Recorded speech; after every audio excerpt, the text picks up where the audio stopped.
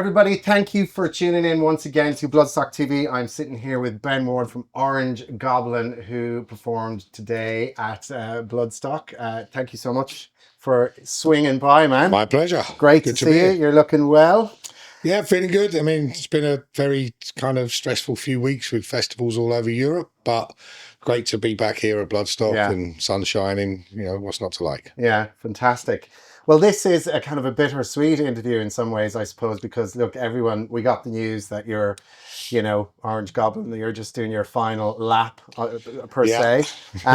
So I wanted to ask you just about the album Science Not Fiction, which is fucking brilliant, by the way. It's been up there as one of my tops for last year. Was it written with that in mind? Like, was there a farewell? It wasn't until it dawned on me how kind of relevant to that the lyrics to End of Transmission were. And and then I kind of thought, hey, yeah, people are going to start thinking that this is kind of like our farewell.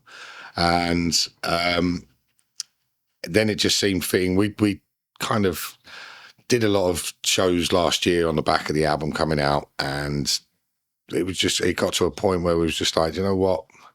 It's been 30 years, it's been 10 albums, and none of us have really enjoyed a summer with our families or anything like that. Yeah. Because, we've been doing this over half our lives, and we're thankful that we've got really patient wives and girlfriends and families. Yeah.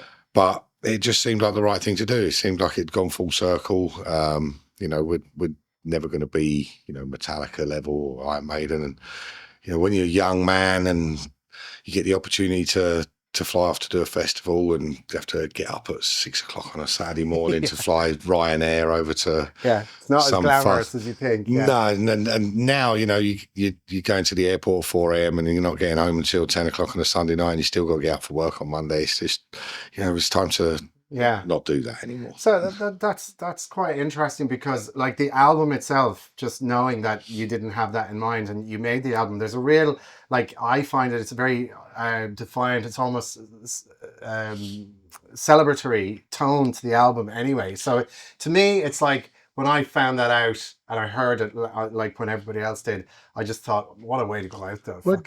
Swinging. The whole sort of vibe of the album, especially lyrically, was kind of a more positive kind of record. Yeah. And that was largely due, in fact, to the lifestyle changes that I had personally, with giving up the booze and getting myself fit and starting to go to the gym and that sort of thing, and just sort of finding a lot more pleasure in life. Yeah. The alcohol took me to some dark places, and I think you can hear that on some of the previous albums, but this one was a much more uplifting record. Yeah, very much so. And that came across. And then, the lyrics of End of Transmission, which kind of hints towards the end of the band anyway, that was more written as a kind of look back over the 30 years of our career as a standpoint, because it was the 10th album. The first one was obviously called Frequencies from Planet 10, and we wanted to sort of link the two.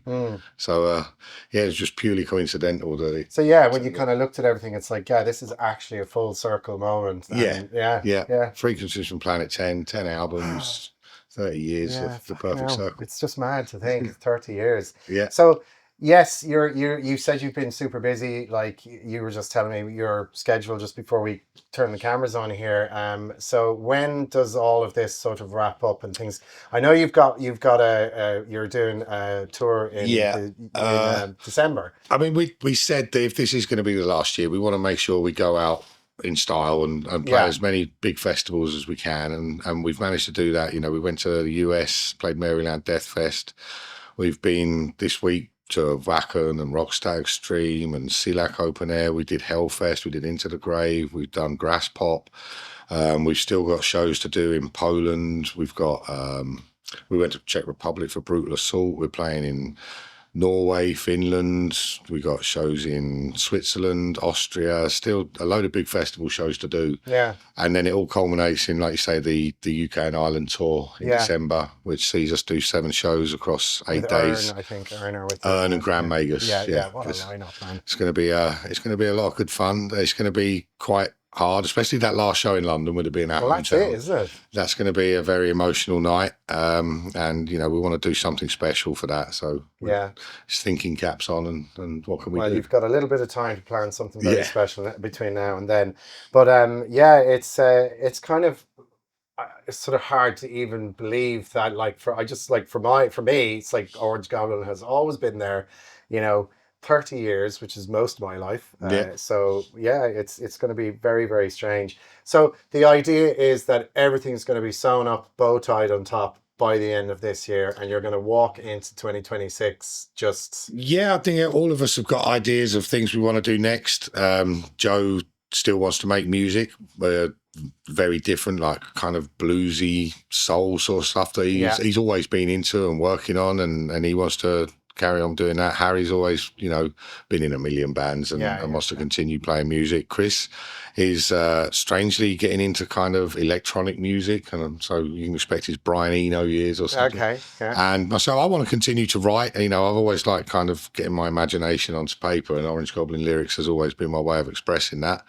So maybe I'm going to have a go at writing. Whether it'll be any good or not, who knows? But it's something I'd like to have a go at. Yeah.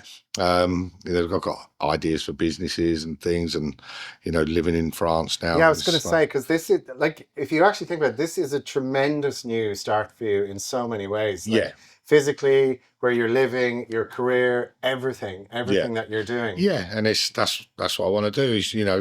Is going to be a big void in my life not having Orange Goblin, because it's been a huge part of all of our lives for 30 years, and that's something we're obviously going to miss. So I now have an opportunity to start something else to fill that space. Yeah. Well, you know what? It's a brave thing to do. I think a lot of people think about doing it, but you're actually doing it. And maybe we'll regret it.